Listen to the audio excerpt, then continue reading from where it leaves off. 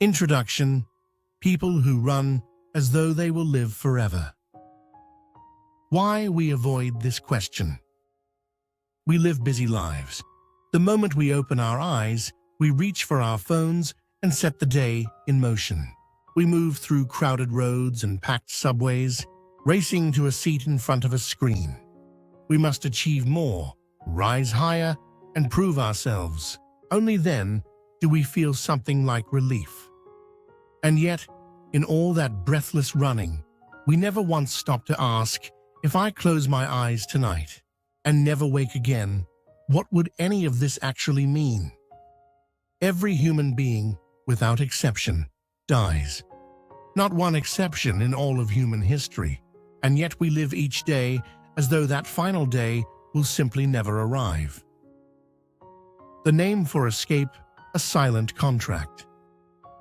The French philosopher Blaise Pascal perceived this with remarkable clarity.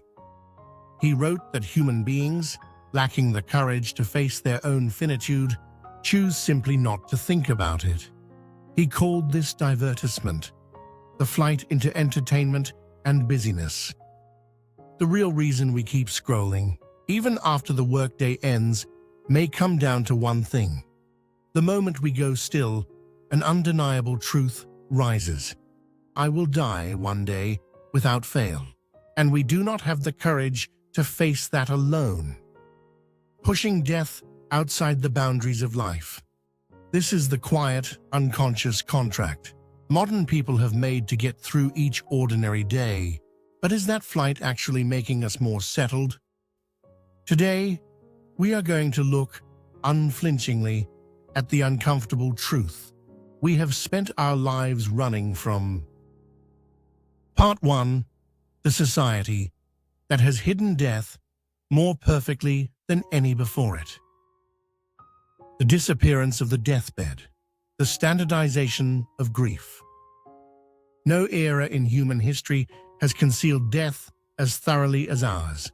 100 years ago, death was the final scene of everyday life, met in the living room or bedroom with family gathered close. Children sat at the bedsides of dying grandparents. Neighbors came together to wash and dress the body. Death was sorrowful but natural, a ritual shared by an entire community.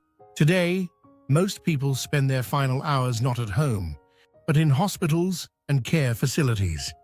Death has been stripped of its human gravity and transformed into a medicalized procedure. Funerals follow standardized protocols. Even the time for grief has been folded into a prescribed sequence of steps. What was once a final ritual endured together has become a procedure delegated to specialists. Modern civilization has quietly erased the raw face of death, all for the comfortable daily life of those who remain. If it cannot be seen, it does not seem to exist. As death receded from daily life, we began treating it as something that could never happen to us. Anti-aging advertisements saturate our streets. Health products promise to preserve youth forever. The fantasy never stops. Perhaps science and medicine can one day overcome even this. What we rarely see gradually feels less important. Death has not gone away. It has simply become invisible. So while social structures were quarantining death, what was our brain making of this reality? Part 2. The truth that a survival machine cannot bear. The misfortune of seeing too far. Our resistance to death is not only a social phenomenon. Deep within our brains lies a biological mechanism designed to avoid it. And one ability unique to our species brought humanity its greatest gift and its heaviest burden at the same time. The human cerebral cortex evolved to a remarkable degree, giving us a capacity no other creature possesses: the ability to imagine the future. This was an enormous evolutionary advantage, but it came with a devastating price. That same capacity allowed human beings to perceive, earlier than any other creature, the final destination of their own lives: death. The instinct to live, the certainty of disappearing. Here, a great collision occurs. Every living thing is born with a powerful instinct to survive, and yet the developed human intellect is capable of recognizing, in any given moment, you will die. When the instinct to survive and the certainty of extinction collide head-on, a terror arises that cannot be absorbed. If we felt that terror roar at every waking moment, not a single day of ordinary life would be possible.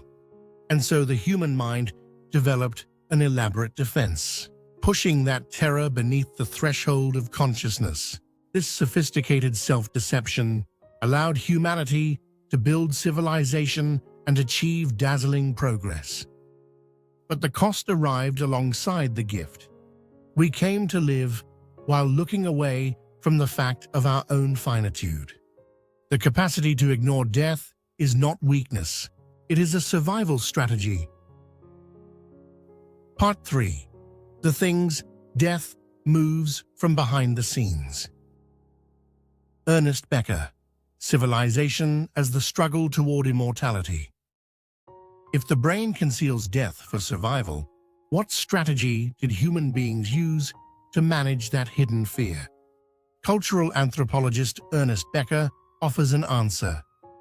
In his 1973 Pulitzer Prize-winning book, The Denial of Death, Becker argued that at the deepest source of human civilization lies a fundamental drive to deny death. The human body must die, but human beings cannot bear that fact, so they try to create something that will outlast them. Erecting great buildings, writing books, leaving a name for their children, carving their name into the history of the nation or religion they belong to. Even if my body disappears, what I have made will survive me. Becker called this the Immortality Project. At the bottom of all our striving for achievement, all our longing to leave a legacy, flows a primal desire to transcend death. The East has long held a proverb pointing to the same truth. Pyo sayu pgi, in sayu myong, the leopard dies and leaves its skin. The person dies and leaves a name. Centuries before Becker, the longing was already alive in the human heart. Terror management theory, death pulls the strings. Modern psychology developed terror management theory to test Becker's insight. The core idea is simple. To protect themselves from the terror of death, human beings build two defenses. The first is deep trust in their culture's worldview. The second is proving their worth within that worldview, to raise their self-esteem. The more we believe our belief system is right, and the more we feel recognized within it, the less our minds are shaken by death's vast anxiety. An experiment illustrates this. Researchers had one group contemplate their own death in concrete terms, while another group recalled ordinary discomfort, a toothache. The death-primed group showed stronger attachment to their own beliefs and greater hostility toward those with different values. In the domain of consumption, two opposite reactions emerged. One group sought to own more and display it, buying expensive objects, showing off status. The other wanted to enjoy everything now, spending on immediate pleasure, rather than saving for later. The directions are opposite, but the root is the same. Both are attempts to smother the anxiety of extinction beneath something else. Accumulating or consuming in either case, the moment death enters the mind, something rushes in to fill that space. Not a confrontation with death, but fear, quickly buried. Part 4. A life that ignores finitude, a desire without end. The endless race that an illusion built. When death is absent from daily life, the truth that life is finite finds no place to stand. Human dignity takes its first step from that truth. The recognition that the time allotted to me will someday end. But when we fall under the illusion that time is infinite, desire loses its brakes and expands without limit. We accumulate endlessly as though we could live forever, never stopping to ask whether the direction we are racing in is actually taking us somewhere we want to go. The self buried in other people's eyes. The German philosopher Martin Heidegger called this mode of living life lived while turning away from death, inauthenticity. It is the way of life in which a person buries themselves in das Man, the anonymous crowd, living by other people's standards, never asking, is this actually what I want? Why are we so consumed by the eyes of others? Because death is the most solitary event imaginable, something no one else can undergo in our place. Unable to bear that loneliness, we flee into the anonymous crowd and dissolve into it. At the far end of that race, we face an inexplicable emptiness. Because we believe tomorrow will always come, we pass by the beauty of the evening sunset without stopping. Because we believe the person beside us will always be there, we scroll through strangers' highlight reels instead of looking into that person's eyes. Alive, and yet unable to feel that we are living. This may be the quietest tragedy a life in hiding from death has brought us. Conclusion: a question that has not yet been answered. Pascal encountered again at the end of the flight. Now all the threads converge. We believe not thinking about death will make us feel better, but the opposite is true. In his Pensées, Pascal wrote, "Diversion passes our time and our life without our thinking about it. We live in frantic busyness to forget the fear of death. And yet, that very busyness propels our lives, empty, straight toward death." He also wrote, "All of humanity's problems stem from man's inability to sit quietly in a room alone." Even in his era, human beings could not bear stillness.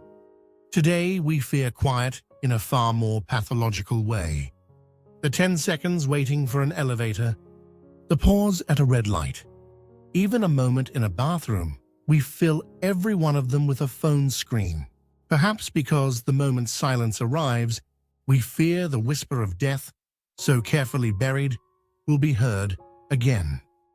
Speed is a way of hiding anxiety. Consumption is a way of covering emptiness. Busyness is a way of keeping one question buried. That question is this: am I truly living right now? More anxious and more hollow. Not thinking about death might seem to lighten the mind, but it does the opposite. We lose depth. The preciousness of this moment grows faint. The meaning of our choices weakens. The more we turn away from death, the more anxious our lives become, not more settled. The more we avoid it, the hollower and more parched we grow. We have not eliminated death. We have merely pushed it somewhere out of sight. The result is not greater ease, but a life that has lost its direction and grown empty. The grain of today. First, modern society has not solved death. It has quietly quarantined it. We have come to regard death as something that has nothing to do with us, and in doing so, we deceive ourselves. Second, the avoidance of death is also a survival strategy of the brain. Having evolved the ability to imagine the future, human beings recognized their own extinction too early, and so the unconscious erected a wall. Third, as Ernest Becker revealed, the terror of death pulls the strings of human behavior from places we cannot see. At the bottom of our desire to own more, to prove ourselves, lies the fear of annihilation. Fourth, as Heidegger warned, a life that cannot face its own death honestly ends up swept along by the opinions and gazes of others, a life that is not truly one's own. Fifth, the most fundamental paradox. The more we turn away from death, the more anxious and shallow our lives become. As Pascal said, busyness does not make us forget death. It simply lets life drift imperceptibly toward death while standing empty.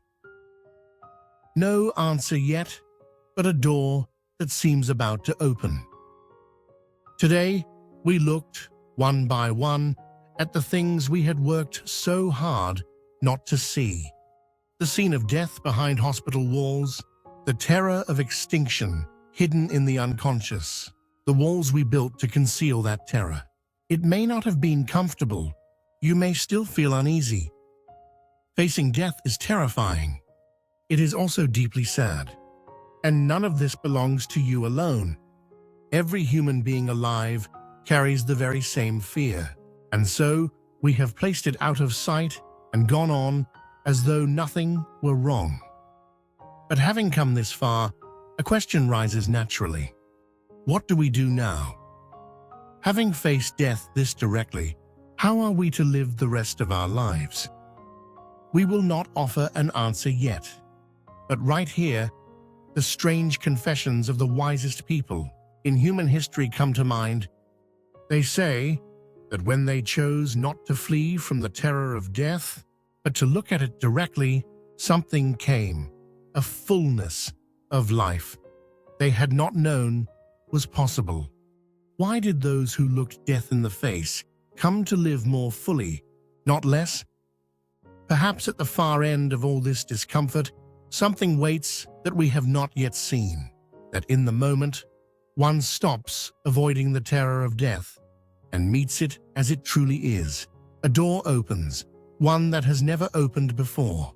What lies through that door is the work of the next story, when we meet again.